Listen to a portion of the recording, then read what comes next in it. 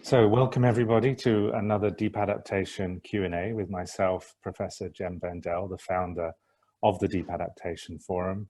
And this month joining us is Sister Jayanti, who's the European Director of the Brahma Kumari, which is a spiritual movement globally that started in the Indian subcontinent. Sister Jayanti's been working with them as a spiritual teacher and also as someone who engages politicians and the United Nations system on their behalf, doing that for about 50 years. So it's wonderful that Sister Jayanti is joining us now from Rajasthan in India. Thank you for joining us. Hello, Om Shanti, a greeting of peace to you, Jem, and all our viewers and listeners.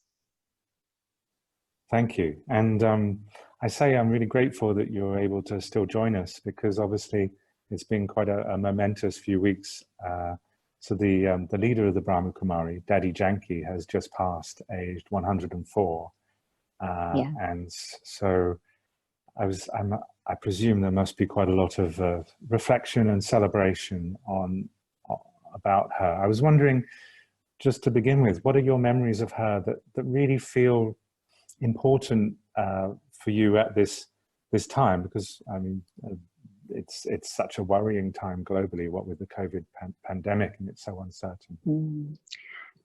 She was a giant of a person, even though she was 4 feet 11. But her personality was just amazing, radiant. And I'd known her for about 62 years of my life. And so that's most of my life that I knew her and lived with her for 40 years. And she would always say, "Don't think." And that's an interesting comment to make.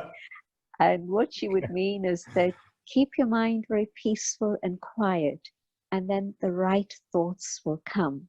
If you let your mind go whirring around in a spin, then you won't be able to see or understand clearly what's going on, and things will get muddled and jumbled and confused. And so here was a woman who had spent a lifetime going deep into herself to explore what is inside our own inner world, thoughts and feelings and conscience and consciousness, and how to be able to purify the mind, to have nothing but clean thoughts, noble thoughts, elevated thoughts. And so this in summary is Daddy, and she had been a world server. She's been serving all her life, right until the very end.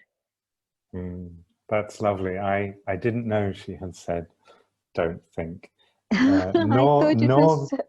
It's perfect, because there's a lot of thinking right now about not just to make meaning of what's happening, or to try and reduce the vulnerability we face, but also it's almost like people want to narrate, what does this mean for the future and what comes next, and there's some anxiety in all of that, and I found myself drawn into that. So it's a lovely message for me. Thank you. I felt that would be the most appropriate thing that she would be saying at this moment. I love it. I love it. just let your mind be peaceful and calm, so that then you can even know what to think.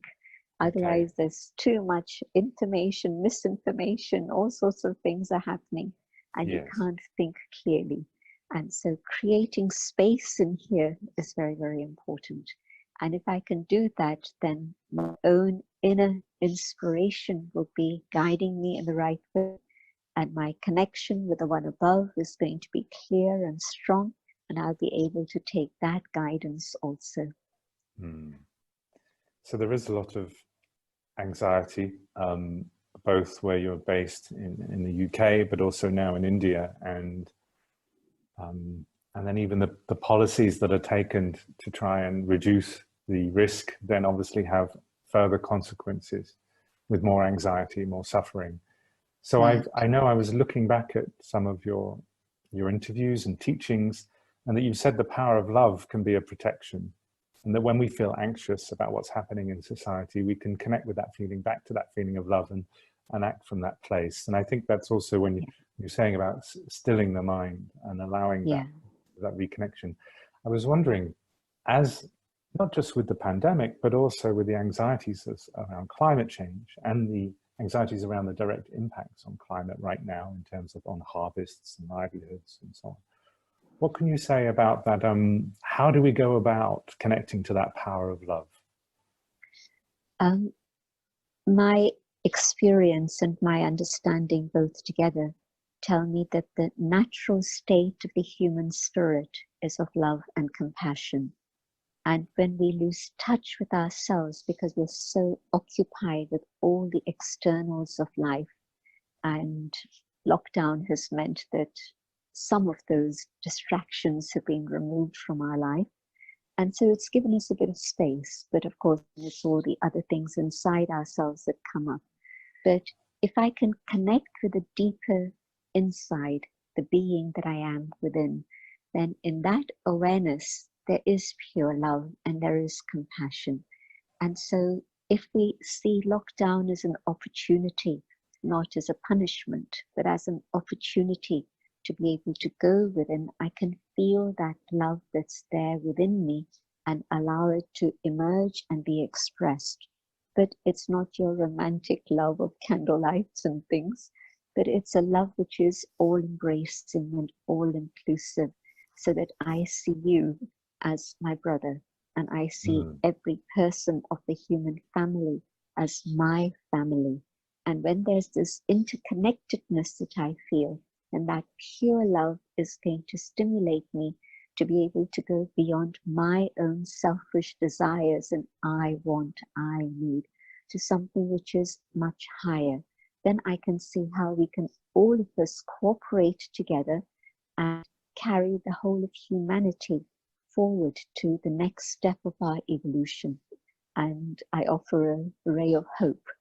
Not just a little ray, but in fact, I sense that what's happening now is a very dark period. And in India, they would describe it as the Iron Age.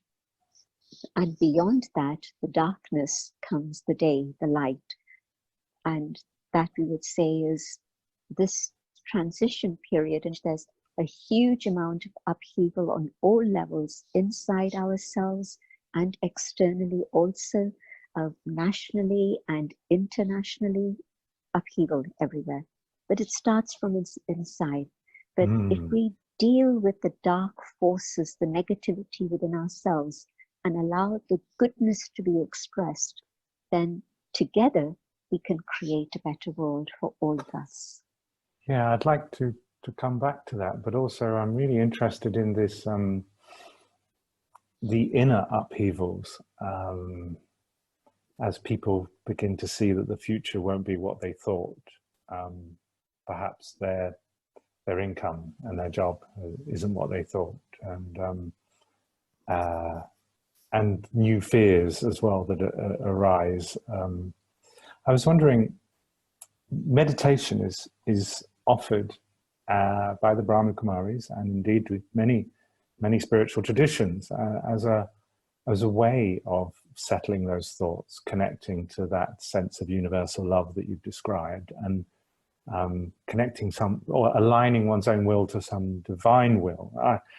I was wondering if you could say something more about meditation, because some people see it as, and some people offer it as a way of perhaps turning away from the pain and suffering of the world, rather than finding a way of being more calmly with and engaged with the pain and suffering of the world, and calmly with the pain and suffering that we feel inside as things seem uncertain. I was wondering if you could say how you see meditation, given the fact that so many people have all these different ideas about it. It's become a spiritual supermarket, and you can pick up the shelf what it is you're looking for, maybe. But the meditation I practice is Raj Yoga meditation, and the word yoga means union, connection. And what we're talking about here is the awareness, the identity of the self as the inner being, and through my thoughts, connecting with the divine. So that yoga, that union, connection happens, and I experience that relationship. And what's normally happening is that the mind is functioning, and it's non-stop through the day, through the night, just usually very, very fast. And in meditation, what we're doing is learning to have mastery over our thoughts so that we're able to slow down the mind, and it happens in a very natural way. If you start that inner journey and look at your thoughts generally then tend to slow down. And then you can select the thought that you want to focus on. Maybe the thought of peace, maybe the thought of love, and you connect with your own inner goodness. I know that I carry a mixture of good and things that are not so good at the moment, and I can deal with the things that are not so good a bit later on. But at this moment, let me focus on that inner goodness that lies in absolutely every human being. So I'm connecting with that purity, that peace, and in that higher consciousness, I can be aware of the presence of the divine. When I'm struggling with my jealousy, my envy, my fear, all of these things, I'm very far away from that level of consciousness in which I can be aware of the presence. But when I clear my mind and learn to focus on the goodness within, then in that way, I'm raising my consciousness, my energy, and I'm able to feel the presence of the divine. And with my thoughts, I make contact. So it's not stopping thoughts. It's not saying, go into silence, make your mind go blank. Externally, I'm not speaking, but internally, I'm now beginning to have a conversation with the divine. And so there's a relationship that I'm building up. And that means I'm getting two things. I'm getting the additional love, peace, and strength that I need, but I'm also receiving the power I need to deal with all the human frailties that we all have that keep holding us back, our egos, our anger, all of this. And so that means that I'm actually preparing myself to engage more fully with other individuals, but also with the world at large. So it's not a meditation that leads to escapism or denial, but rather it's a preparation to be able to engage more fully with the highest that there can be within myself. So that now, instead of always being one who is needy and wanting and taking, and I'm not talking about money and food, I'm talking about the inner thirst of the soul. I need love, I need this, I need happiness. And so I'm wanting somebody or something to provide me with that. But now, in that higher awareness in which I've been able to fill myself, I can actually start giving. And so that changes the dynamic of the relationships I have around me very, very quickly. But it also widens my horizon so that my family is not just my limited nuclear family or even a community to which I belong, but truly I'm able to go above those limitations and see the family of humanity as my family. I belong to this bigger family. Thank you for that. It's only since I started practicing meditation more fully about a year ago, and particularly doing a Vipassana insight meditation, that the power of it became clear to me. Previously, I thought it was about just calming the breathing, slowing the thoughts, and then therefore somehow just being a bit more relaxed. But actually then I realized it's brought this awareness of sort of thoughts and feelings, emotions, sensations happening to me rather than defining me. And therefore I can watch them a bit more. And so, for example, in the past month, at different times, I felt a bit panicked. about the situation living here in Indonesia, and not being able to leave Indonesia now. And yeah, I realized that that ability to watch what's happening in my body and not act from it, to not act from that immediate fear, is something which I've gained, and I have, even if I'm not meditating, it actually just sort of stays with me every day. I know with Brahma Kumari, you meditate with your eyes open. Is it something to do with how you try and then bring it into everyday life? You hit it on the nail. Because say, for example, now as I see you and we engage together, if I'm seeing you as that inner being, that light that shines within, our connection is a very different one than it would be you're the professor and I'm the one without any science background, without any of this education. There would be all sorts of tensions in our relationship. But as it is, you're a meditator and I am too, and we're connecting soul to soul. And so there's a very easy and natural rapport. I mean, we met for a couple of hours a year ago, and we haven't met since, but it's a very natural and easy connection. And that's because of this open eyes meditation, I think. Because if I close my eyes in meditation, it might be easier temporarily, but I'll open my eyes and I'll get distracted, and my consciousness from being up there is going to come crashing down here. But if I can train myself to see and not be distracted, keep my thoughts on a higher level, then I continue with my action, my responsibilities. We call it karma yoga, action and yoga together. Yoga in action, or action in the higher consciousness.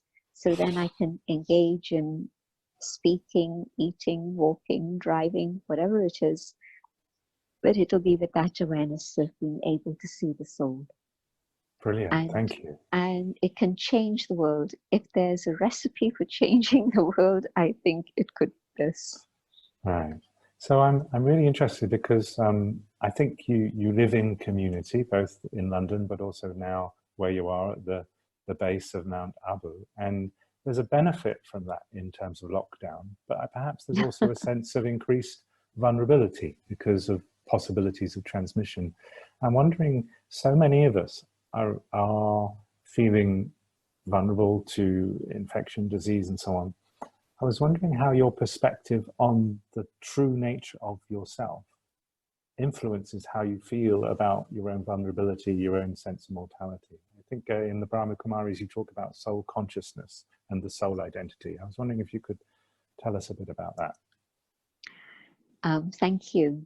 And yes, it's absolutely a fact that if I'm aware of my own inner identity as that being within, and you talked about the mastery of thoughts and feelings, well, it extends also to mastery of my physical senses. And so I learn more and more that it's I, the soul, that live here, not on the skin, but deep inside. I am that inner being in charge of this physical body. And my thoughts and feelings are going to impact what's going on in this body. We are more used to experiencing it the other way. I hurt my finger, I feel the pain, and it really shifts my attitude to somebody who caused me that pain. Maybe my finger got stuck in the door because you slammed it, something like that, and I'll blame you. And this pain is impacting the way I now see you. And so usually the body is influencing the soul. And I spoke about a very little thing, but in big ways also. Our thoughts and feelings get impacted by whatever it is our body is going through. And now we're reversing the process. We're ensuring that the soul takes charge of the body, which means that if I can be filled with faith and love and hope, even my immunity is enhanced. That is a fact. It's not just spiritual stuff, but it's been proven to be so. When there's hope in the heart, the immunity goes up. And when there's fear, then the immunity goes down. Negativity is going to bring my immunity down. So at this particular time, having this awareness of the inner being means A, I'm keeping my immunity level high, but also I'm very, very aware that the quality of my thoughts is going to make me feel better. If I'm sick, it's my thoughts that are going to make me feel better more quickly. But also, if I'm not sick, but I'm not afraid, that's going to be protection in itself anyway.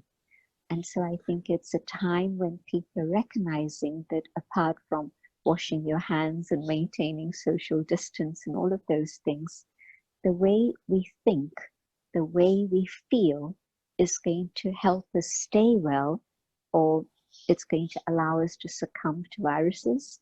Or even if the body is fragile and the virus has come, I'll be able to recover more quickly if I have the right thoughts and the attitude and perception of what's going on. Yes, I've come across quite a lot of news and studies around how, well, the connection between mind and body in terms of immunity, and including even altruistic feelings and the power of one's immune system. Obviously, some of those messages, some of that evidence and some of that philosophy can sometimes be taken out of context and lead to some strange sort of you got ill because you worried too much type of stuff. So it can be misused perhaps. But I'm interested in you mentioned hope. If you have hope in the heart. Now, hope is a concept which it means different things in different spiritual traditions. It even means very different things within Christianity. If you compare different bits of different debates within Catholicism or within Protestantism. And so my understanding of hope in relation to soul doesn't really mean much in terms of a hope for my own future in this body. And therefore, by extension, doesn't mean too much really in terms of a hope for how societies will be. In the sense that the hope is more about how we will be, how I will be, how people I interact with can be, no matter what's happening, whether it's an asteroid hitting us from outer space or a virus sweeping the world that we can't control, or climate change becoming a runaway phenomenon. So I was wondering how you talk about hope. Is it a hope for the soul's journey, or is it a hope more made manifest in the material plane? And yeah, I would be very pleased to hear your thoughts on it. The whole drama of this world in which we are living in, and it's a stage. People come, people go, people play their roles on the stage. And so it's the interaction of soul and matter. It's never that the soul is there on its own, but it's in matter and in the body playing its role on the stage. So yes, I'm talking about hope that the soul is going to feel strong and bright and beautiful, and it's going to come to that original state of joy and love that I used to know at some point, and now it's again possible for me to return to that. But it's also very much connected with the physical dimension. That yes, there's a time when there's darkness and there's a time when there's light. And we've gone through the period of darkness, and what we're approaching now is a world of light. And so yes, we're seeing huge upheaval, but beyond that upheaval, we see that the world will be a better place, and human beings will be experiencing their own higher state, and they'll be sharing those qualities with each other, so that when people interact, it'll be with kindness and love. When people speak, it'll be words that are supportive and loving and encouraging, instead of the harshness that's happening today in the world. So I'm really interested in this because obviously when the Brahma Kumaris were founded, and the founder, Dada Lekhraj, in 1937, he had that great vision of suffering with war. with natural and technological disasters. And so that sense of sort of future cataclysm, which is in many spiritual traditions as well, that sense of apocalypse and rebirth, but rebirth in different traditions means different things. It could be non-material, it might not be for humanity, but for consciousness, here or in another part of the cosmos. But the Brahma Kumaris, you've had this in your cosmology, in your religious stories and outlook since the beginning. I was wondering what we could learn from that, as many people on this planet are waking up to multiple crises which may be irresolvable. At least things may get much worse. There may be huge death and suffering, and there's uncertainty about how we get through it or what comes next. What could people waking up to that predicament learn from how the Brahma Kumaris have lived with this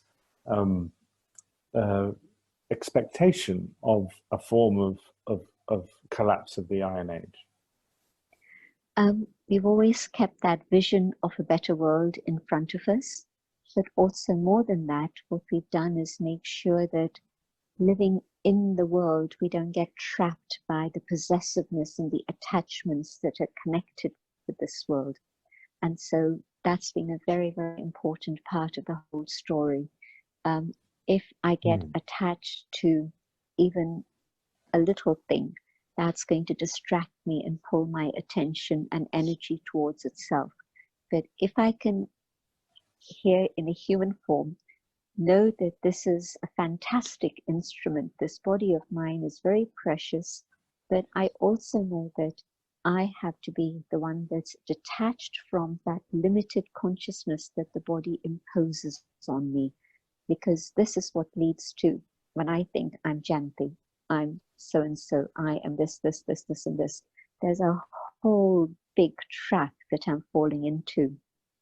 Yes, yes.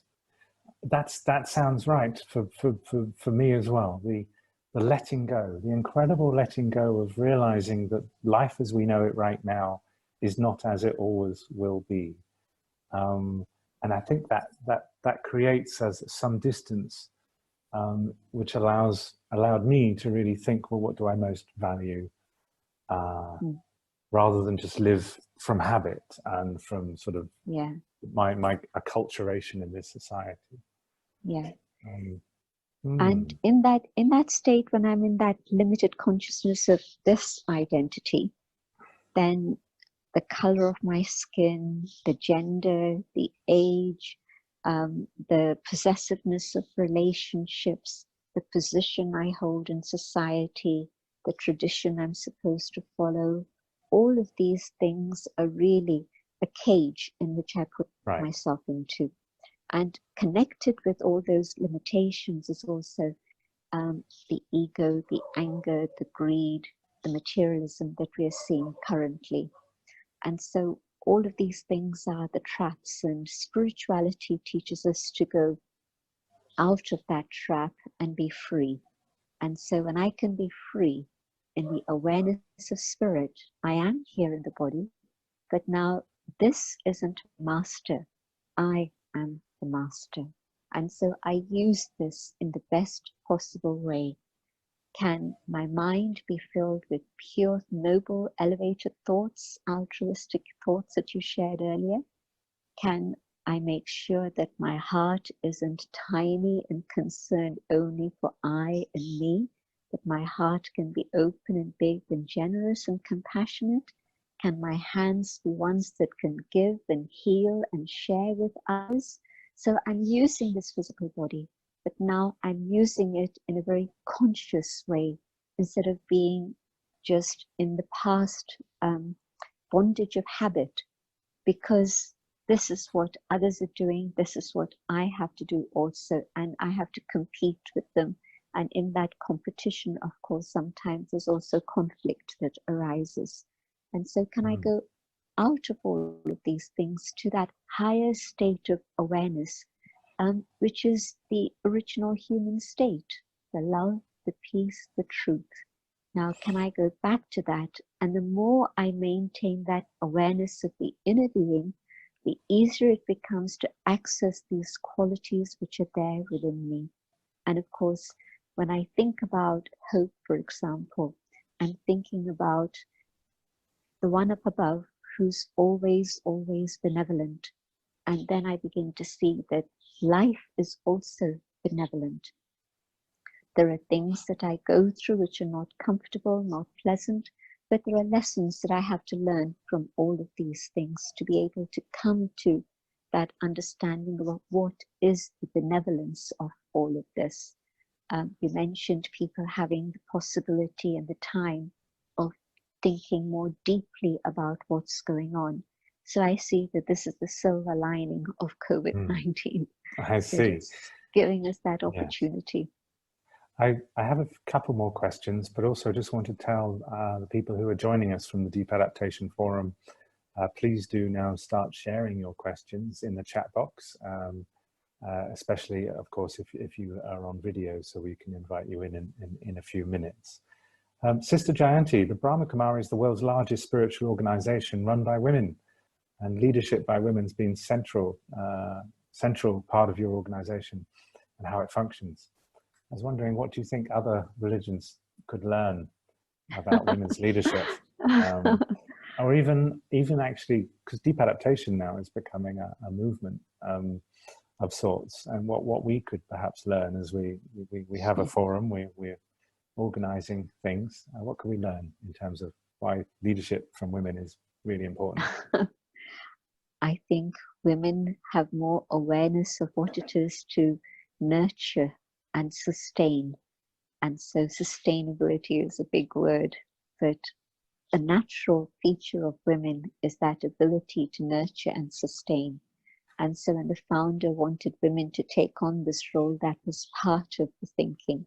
Yes, it was also that women should be given their equal right in society so that there's balance in the future in society. So I would recommend definitely that within your own leadership, that you make sure that you have women who have that innate sense of sustainability and nurture, but also, of course, they bring a situation in which they're not just thinking ever for themselves alone. They are always thinking of others around them. And so that spirit of service is again inborn within women. And it's maybe I should say, it's a feminine aspect that men can also have and develop within themselves. But I think that that's another part of it, thinking about the collective, thinking about the whole, thinking about the people rather than just the facts and figures of money and finance and logistics, but to be able to have that right side brain come in.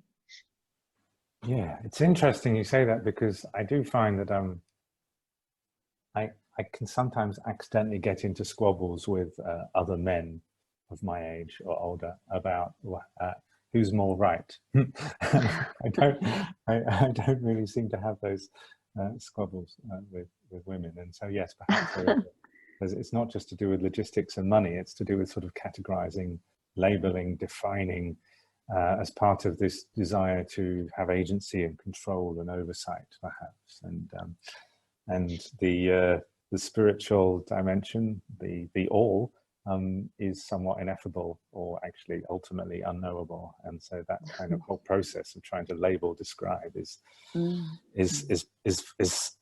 somewhat futile, even though interesting. I want to ask you about. Oh, sorry. Yes. I was just going to say that control and power games have determined the whole period of the last 1,000 years and have created wars and conflict.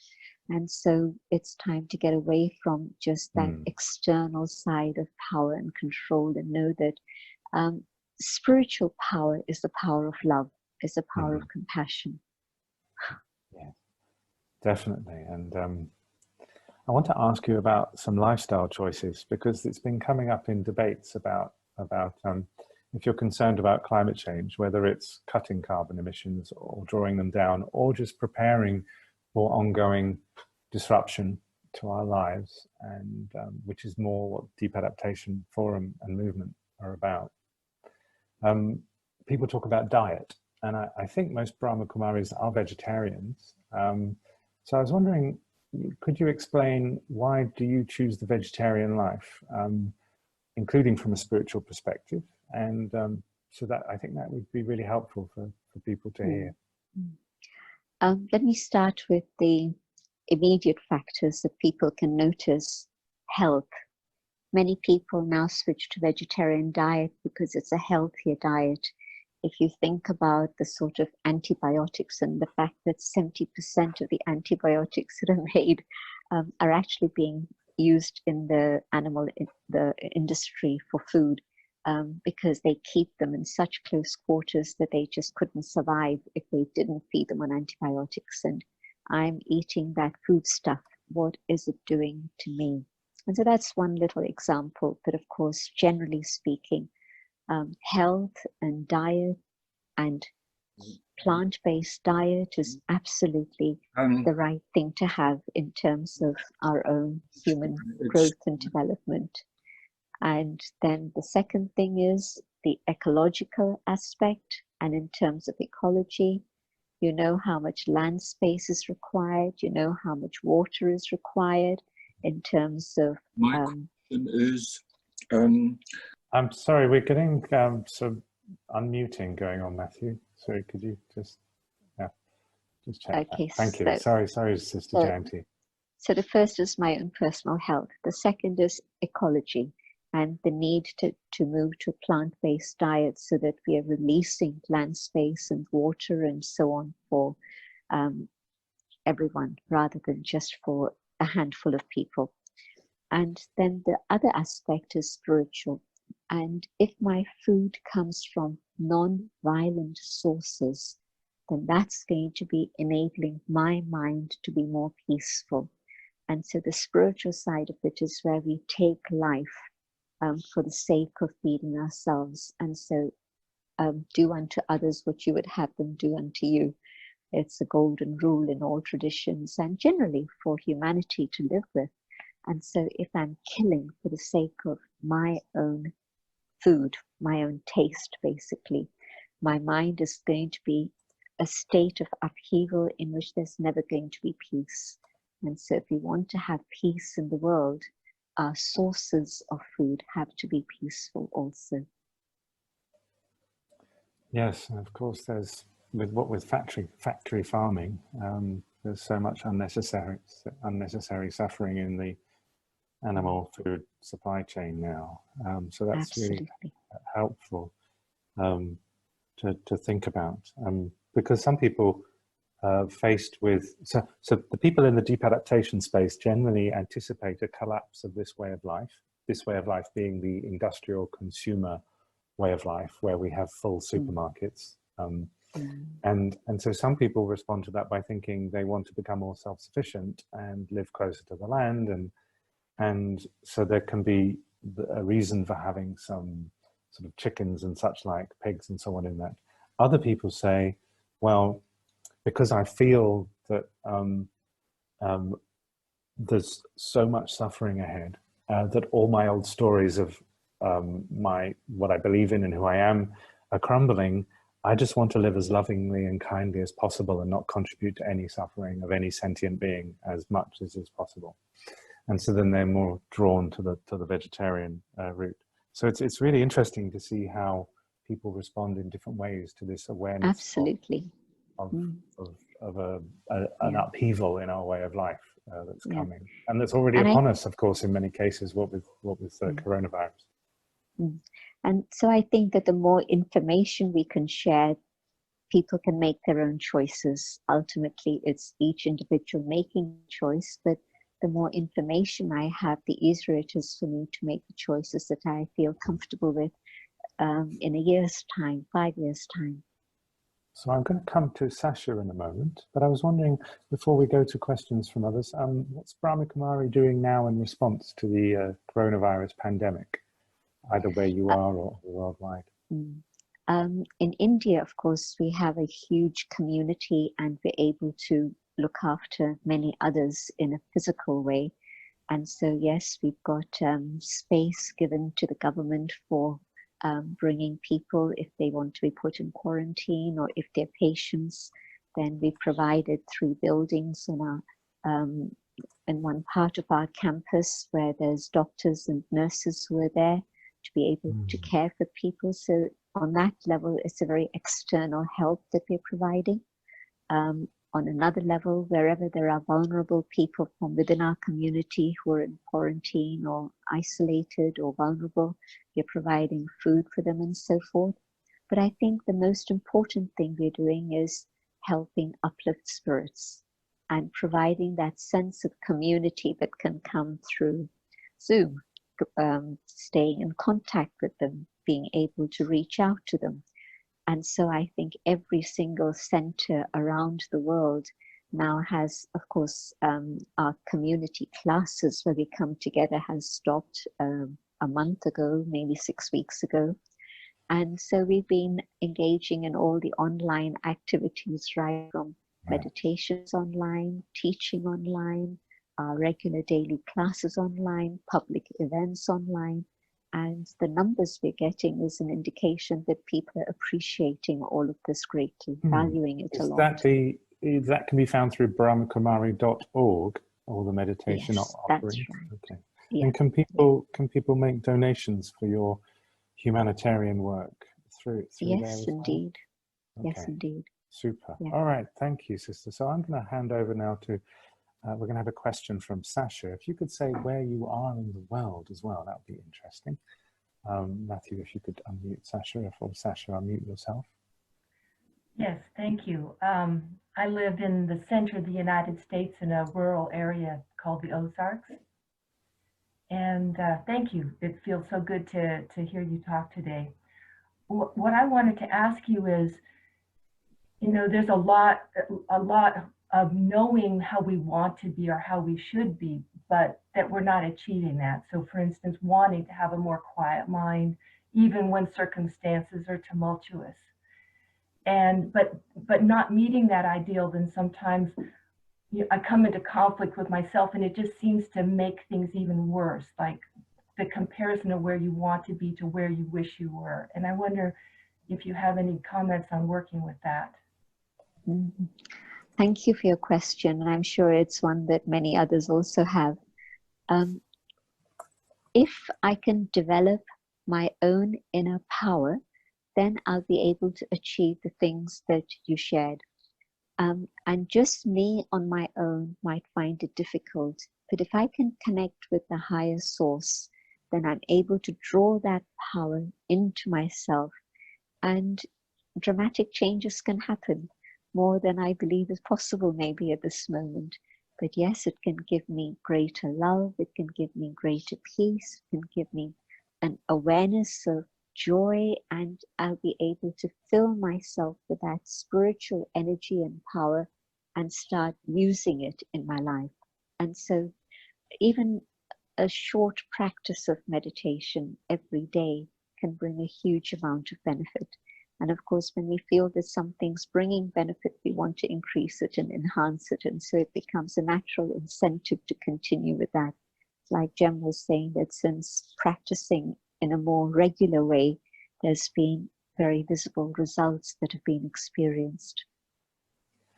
Yes, at least I can claim that. I don't know if my partner would agree. So I've still got to keep trying. But also there's an aspect of self-acceptance, isn't there? That there's no, in a sense that we'll never get this right, and that's okay. You know, just keep returning to that effort and that state of love. Keep returning, falling away, and then keep returning back. It's in the Deep Adaptation Forum. We have some principles for how we dialogue about these difficult issues of anticipating, preparing for, transcending collapse. But we don't just say that we're interested in compassion, curiosity, respect. We talk about returning to compassion, returning to curiosity, returning to respect, because it's inevitable. These are stressful situations, stressful times. Some people say that humanity is having to have conversations that we've never had because individual civilizations have faced demise. But this is a the awareness we have of the threat to the whole of humanity at this time is quite unprecedented. And so of course we're all going to get a little bit stressed and naughty with each other. So it's that returning again and again. It's good because I like that, because that is what it is. It is there within us, and so we forget, and so we have to remind ourselves and return to that. Yeah. Actually, remembrance of our soul's unity with the all is obviously a very big thing in Sufism and lots of different spiritual traditions. I quite like that. So we're going to go to Ono now. I don't know if I pronounced Ono's name right. Question: if you could say where you're from and unmute yourself.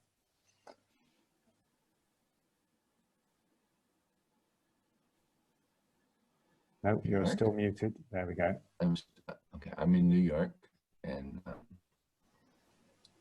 my question is about the transformation that humanity will need to, go through, and that is that we're much too wealthy, and that's this wealth is creating all of the problems that we're having. And I see the only path forward is a much greater love. Is that, and so I'd like to hear about the connection between spiritual fulfillment and being content and happy and satisfied with one's being, and have the actual practical effect of reducing our wealth and also our carbon footprint. It's our wealth that makes this massive carbon footprint possible. Thank you. We need to go beyond. Thank you. And I would say that maybe it's a question of the imbalance of the distribution of wealth. And so there's a tiny, tiny proportion, maybe 20% of the world that is wealthy, and within that, a 4% that is hugely wealthy, but 80% of the world isn't wealthy. And I'm not just talking about lacking in this spiritual wealth of love and joy, but actually physical survival. And okay, so some of the 80% might have some things some of the time, but not everything all the time. So you're talking about distribution and how inequality really rules the world at this moment. And so if I can take it on a very personal level first myself, and if I can learn to make that connection and allow my own love and joy and truth and purity to increase, what I can then do is to be able to be content and know that my happiness doesn't come from a bigger car or a better house or any of these external things. And that is a reality. Once you've got a certain amount of wealth to just maintain physical needs, then anything that comes beyond that isn't adding to anyone's happiness. And there's a lot of research that's telling us this. And so yes, I need a certain amount for my physical needs, but beyond that, what I need to do is to develop my own inner treasures and to know that my happiness is within. And on a very practical external level, it then means I can simplify. I just don't need all the external trappings that are available in materialistic societies today. And so I can simplify all of that and reduce my carbon footprint considerably by doing that. And there's more available for others to benefit from, to share. But I also become more free. Whilst I'm trapped by wanting and needing a lot of things externally, I'm trapped by those things. And I'll feel very distressed and very unhappy if any of those things are missing in my life. If I've simplified my life and learned to have the happiness within that comes from that inner state of contentment, then I'll be able to manage my life in a much better way. Thank you, yes. And I found myself loosening my habits of consumption. I think a lot of the consumption I was doing was just sort of out of being, just normal life without thinking. And so that I think definitely I'm not going to go back to the same habits of consumption. I want to go to Katie Carr. She has a question you, and then Sanel, and then we'll be coming up to the hour. So Katie, if you could unmute yourself. Yeah, thank you. Hi, Sister Jayanti. Hello. My question is that... Well, say where you are, by the way. Oh, I'm in Indonesia. I'm from the UK. The spiritual path for me is just as much about being able to stay with, really, really live with the pain and devastation of what humanity is creating, continues to create, and not just having a way of returning to the love and the beauty which is essential to being, to all, every being. So how do we avoid spiritual bypass and consequently the risk of not addressing in our own lives and in the outside world really, really tough decisions and actions? As a spiritually aware person, I'm very much here in the world, and so I'm not in denial of the world on any level. And I know that the world is going through a lot of pain and suffering, and I'm part of that world, and I've been through that pain and suffering. But what I've now done is to be able to look at myself from the inner perspective as a soul. And so if the body is unwell, I won't let myself go through suffering in a way that I used to before. But what I'll do is I'll say, okay, let me detach and let me give good vibrations to my body so that the healing process of the body takes over. And yes, I'll take the medication I need to take, but I'll use the power of my mind and the power of love and truth to go through my physical body so that I'm not suffering as I used to before. Otherwise, you know, we tend to wallow in self-pity. Woe is me, why did this happen to me? And I wish it hadn't happened. And we're struggling with a fever, we're struggling with a cough, whatever it may be. But now I'm able to send vibrations of peace through my whole body. So I'm learning to deal with whatever is the suffering and pain in a different way. And when I see another person who's suffering, maybe I can say to them, okay, just for a moment, come back to that inner awareness of peace that you are, and see if holding that awareness of peace can make you breathe more easily. And probably it would help them at that time. And so it's a very practical thing that meditation's teaching me. It's not a denial of the pain and suffering, but how do I deal with it differently? And so that, I've given you just one simple example of what might happen with breathlessness or whatever. Somebody used this technique just a little while ago, and she said, I felt as if I wasn't going to be able to live because I couldn't breathe. And I remembered I'm a soul, and I could feel my body relax, and I could send those vibrations of peace to my body. So there are different ways that we can learn about dealing with pain and suffering in different ways. I'm hearing a real, is it a paradox or is it a balance? It's how do we tune into that? How do we develop equanimity, which isn't necessarily serenity? It's being able to be with whatever is without craving, without wanting to always be peaceful and always to help everybody else be as peaceful as quickly as possible. You know, to be present to the suffering and present whatever suffering is happening in us as well as in the world, but not wallow in it, not be averse to it. It's some kind of stillness to be fully present rather than lost in our own cravings and aversions, and it's a difficult one. Maybe it comes really simply if you don't think. We just don't need to think. Well, I actually have had a brilliant master and teacher in Daddy, because I saw her go through so many different illnesses. And so it's not that, you know, she was up above and uncaring. She knew what is physical ill health. She'd gone through so many things herself.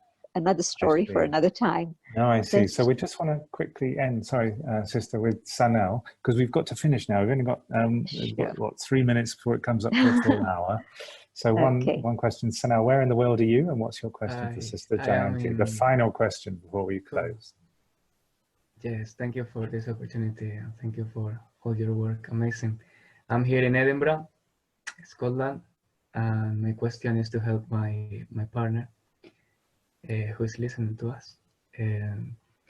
So, how do you do when you don't have a habit of meditation, when you don't have experienced meditation in a developed way, yeah? But you find yourself in a situation that is difficult. 1 month of isolation in your room, you've been caught by the virus, and not many hopes are there for you, but maybe meditation is one, although you don't have that experience, and it's difficult to embrace it because you don't know actually much about it or how it works, and it's your motivation gets lost over time. How do you do to get a little bit more into that? Thank you. A simple way to start on that inner journey is to read things that are uplifting and things that are inspirational for you. And if you've got things like that, share them with the ones you love so that then they can also read those things. Technology is amazing. And there's, yes, the dark side of technology that I'm very aware of, but the good side of technology is kicking in at the present time. Share beautiful thoughts, inspirational thoughts, and whoever reads these things then just takes a moment to just run them through their mind. It's a beautiful idea, and there you go. You've started to meditate, to allow your mind to reflect on things of beauty, of truth, of love and joy is meditation. Don't make it a mystery, don't make it complicated, just make it very simple. And so when you reflect on higher things, things of truth and joy, then you're moving in that direction, which is meditation. So share good things with each other. That's interesting to hear that. I was, rather than just, how to cross your legs on a cushion. No. No, not at all. All right, brilliant. Thank you very much for joining us today, Sister Jayanti, and I hope that you're all that you're safe and well over the coming weeks in a difficult situation in India.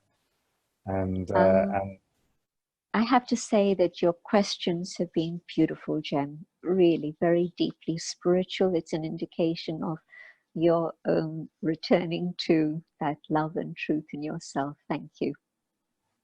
Thank you. Thank you very much. And I'm wondering, I've still got that wonderful don't think thing. Maybe I need more days where I just don't think. Keep it. And it's difficult. It's a habit of a lifetime trying to be clever. And well, try it in small doses. After a few hours of overthinking, say, okay, stop thinking. Yes. All right. Blessings, and to everyone from around the world joining us. And see you in a month's time, those of you at the Deep Adaptation Forum.